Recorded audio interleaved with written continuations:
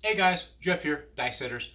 Want to wish you guys Merry Christmas, Happy Hanukkah, Happy New Year's, Happy Kwanzaa. And if there's anything else I left out, I'm sorry, left it out. But anyways, Merry Christmas. This is our Christmas video.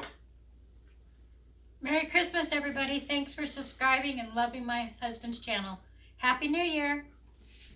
So today is pretty exciting. Trying something new, and I think it's going to be a lot of debate. So let's get started. I am in automotive. If you guys don't know, well, you know now. There is a lot of talk about throwing it on axis. So throwing it on axis, if you look at a car, you have axles. Similar. So rolling on axis basically means that there's four sides that you're wanting it to land. As if we stuck this pin through the dice, and now it is our wheel, R is being our axis. So there's only, depending on which way you roll the dice, there's definitely two sides that you don't want to roll. So as it's rolling down the table, you never want to roll to the left or roll to the right. You want to stay straight. And that is the theory on rolling on axis or rolling off axis. So if we were to stick the pin in this direction, any of these numbers here, the four numbers, would be on. And if you went to the left or if you went to the right, that'd be off. So if we never want to throw a 3 or if we never want to roll a 4, we would sit there and insert our axle this way, and this would be rolling on axis. That is the only possible way you get the rolling on axis. I don't know if the term should mean anything different, but rolling on axis means 4 chances and none here and none here, if that is correct. I do not have time to sit there and roll 100 rolls for you. So we're going to do it just 10. I'm also going to introduce a new dice set to you, and that's going to be toward your direction. 6262, it's a hardware set. That's what it's going to look like for you. And we want to keep this rolling. The strategy behind this, the whole strategy behind it, you can roll whatever you want to on your come out roll, and you are not going to lose the dice. You probably might lose money, but you won't lose the opportunity to throw the next time. There's nothing you can roll that will sit there and they'll say, well, we're sorry, you're not going to roll anymore, unless you roll incorrectly or whatever. But there's no number you can roll that they'll sit there and say, okay, next person's turn. You might lose your money, but that's about it. So while we can do this, we can hit 7s without any consequences, as long as our money is placed where it needs to be. We can hit big time horn numbers. As long as our money's there, we're going to sit there and make big. Well, what happens if you could do that like 4 times in a row, 5 times in a row, and each time you sit there and give what they give you and put it back down? It's going to, if you can do it right, it's going to give you lots and lots of money. So that's what we're trying for. I'm going to show you the throw. It's just a grip. You're going to sit there and just grab the edges of it like this. And when you sit there and let go, it is your thumb that you want to let go. This finger here should never move. If you move this, that's when the dice will sit there and split, and you'll hit one in the right pocket and one in the left pocket, and we're not playing pull, we're playing craps. So it's just the movement of your thumb. If you move your thumb just like that, they will stay together. If you move your fingers, they will split apart. The object is to keep the 3s from rolling and keeping the 4s from rolling. So there goes our 3, there goes our 4. We open it up, we have the same thing, 3 and 4. So if we hit a 3, we did not roll on axis. If we did a 4, we did not roll on axis. I have an on axis and an on axis. This is for the left die, this is for the right die. And I will put chips for how many we get. And we're going to do this 10 times. Like I said, I can't do it 50, can't do it 100. But we're just trying to take a quick look to see what happens. This is where it gets controversial. I haven't done it yet, and you're watching it, so that means it's already been done. It's kind of like Back to the Future, kind of. What's going to happen, and I could be wrong, is that we're going to get 50-50. And a lot of you are going to say, no, that's impossible. It's got to stay on axis. No, it doesn't. I predict it's going to be 50-50. But we're only doing 10 rolls. We'll see how close we are. So if you do this, you don't want to rest your knuckle on the table. Just bring it forward just a hair. Give your elbow just a slight bend. And it's going to be a big, that's all you're doing. You want the dice to just kind of fall out of your hands. Just like that.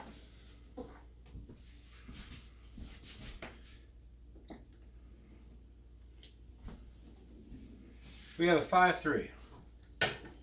So the 5 was on access, the 3 was not.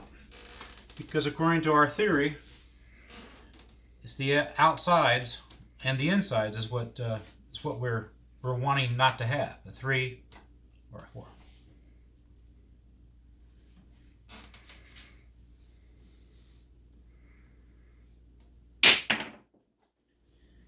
It's going to be 11.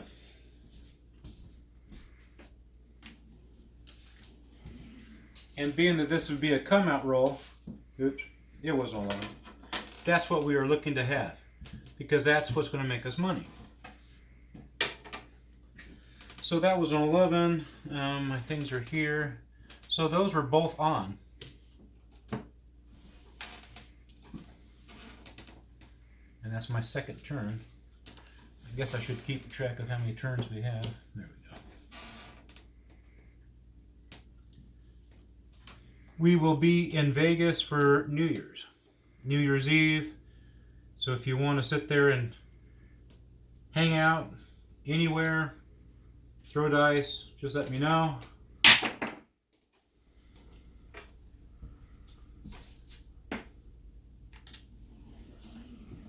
One die was on, one die was off. So this one here was off, this one here was on. And I just took from my pile I'm not supposed to be taking from. That's my third throw.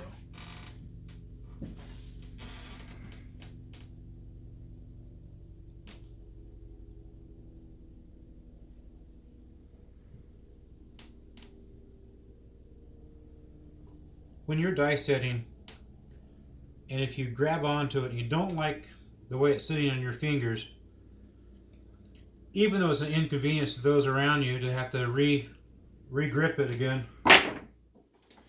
it's best to do that. I guarantee you, if you went ahead and threw it, you wouldn't like it. One on, one off. That one was on, that one was off. And we're on roll number 4. That was kind of too close to the wall. See if I can back it off the wall just a hair.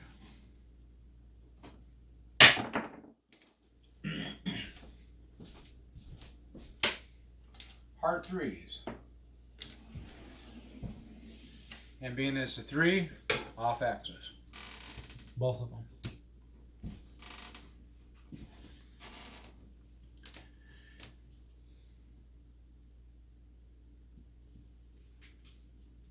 I can sit there and throw it on the cut edge. The only difference is that the rotation will be faster. Throw it on the cut edge.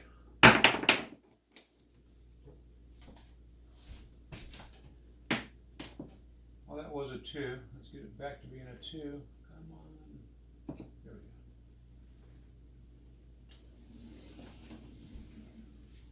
That's the number we're looking for. That's a horn number. Both of them are on. Oops, I just took it out of the wrong one. That's what we're looking for. For our come out roll, 7s, horns. That's what we're looking for. You just gotta, that's the hardest part of doing this throw, is bringing it up on cut edge and only doing it with one hand, because you cannot use both hands on the dice.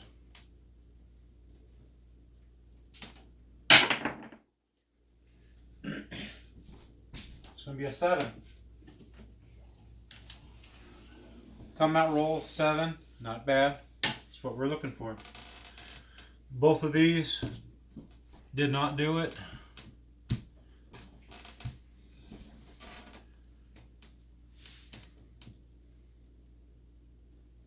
I guarantee if you try this at home, try this at a casino, try it at Casino Quest, you're going to get the same thing that I'm getting.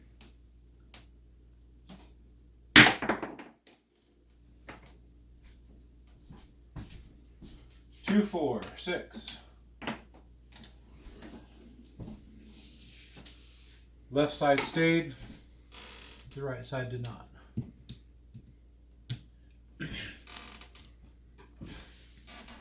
So for people telling you you gotta keep your dice on axis, off axis, however, it's not happening.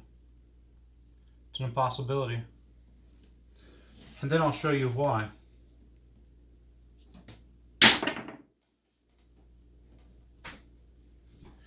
Ten. Left side stayed on axis, the right side did not.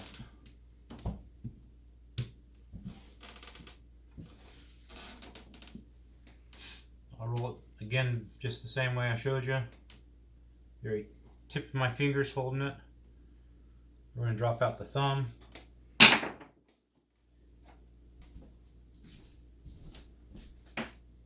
Six, 5 and 1. That time, both stayed. 1, 2, 3. That was my last one. Both of them stayed. 1, 2, 3, 4, 5, 6, 7. So 3 times on this side it didn't happen, and 6 times on that side it didn't happen. It's an impossibility, and I'll show you why. I've seen dice setters on YouTube sit there and say, you gotta keep it, gotta keep it. You're not going to. It's not going to happen. Again, I work in automotive. You're going to have to sit there and see electricity, water, whatever. It's going to pick the path of least resistance. Whatever is easier for it is what's going to happen. Same thing with the dice. As we are rolling our flats, eventually the dice is going to sit there and make a move to the left or move to the right, and all of a sudden we're going to be rolling on the corners. Well, which one is easier for the dice, rolling on the corners or rolling on the flats? But once you start rolling it on the corners, it's going to pick up speed and it's going to continue on. And that's the reason why. If these were round balls and you were to roll it, yeah, they would stay on axis. But they're not, they're square. So that's the reason why that won't work. If you're throwing it to stay on axis, to me it's impossible. If you want to leave a comment, show me in Vegas, I don't care. But I don't see it happening. I don't see that you could even get 90% that way. I thought I was going to see 50%. Yeah, about. For some reason, the left side is different than the right side. But of course, you are on this side of the table. You can't throw directly from the middle. Don't know. But that would be what I would do. Find a roll, throw, whatever, that will sit there and get you the most bang for your buck. The most sevens, the most horn numbers. Once you sit there and do that, you could easily make $500 before you sit there and score a point. Because you can roll all the sevens you want to. You won't lose any money as long as you put your money where it belongs. As far as we're going to play a world bet, which is $1 on the 7 and $1 on each horn. So if you roll a 7, it sets the horn back up. You can sit there and go right for the horn. You can sit there and put down any 7. Big red. Most time, any 7 in big red is either 4 to 1 or 5 to 1. So that would definitely be a winner. And then you take your collectings and put it back on the same bet and continue to do that. That's why the horn numbers are so cool, because you have actually 4 of them to choose from. And as long as you keep on making those 4, you're fine. Now you sit there and say, well, how did you sit there and find that out? Well, let's take a look at it. If we were to land directly just like that, that'd give us a 12, which is cool. It's what we're looking for. That wouldn't really make us any money. That would make us a point. That's what we're also looking for too. It's a 2. A hard 10, or hard 5, excuse me, a hard 10. Yeah, that won't help us any. So then we'll sit there, because it's rotating this way, we'll sit there and clock one way. Well, that's what we're looking for also. That's an 11. Doesn't really matter about the 6. That's the other one we're looking for. It's a 3. So you can see how important that this set is, as far as you can make so many, hard way, and hard way. Then if you sit there and have it roll, that's how I got the 3 the last time. They both rolled this way. But if you get one to roll this way and one to roll that way, you'll get a 7. If you get them both to roll that way, you get a 7. That's how come I chose the 6-2, 6-2. Now, if you have another dice set that would be optimal for 7s, optimal for the horn, leave it in the comments. I'd be really, really interested in seeing that. And definitely, if you put it in the comments, tell me how to throw it. Are we throwing it with the rotation? Are we keeping it flat?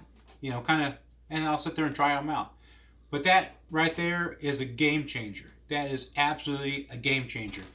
Have a different throw for the come out, and then go to your regular one for once you make your point. Why not? If I could sit there and throw horns all day long, which I can sometimes, it all depends upon which table I'm at and what dice set I'm using. But I can generally throw horns on my come out, and I'm just doing my regular one, which is the 3-6, 5-6, and that's without any roll at all. And the reason why is because it ends up just like that, or you have possibility of it ending up just like that. That's my show for today. Like, share, comment. If you don't like it, tell me why.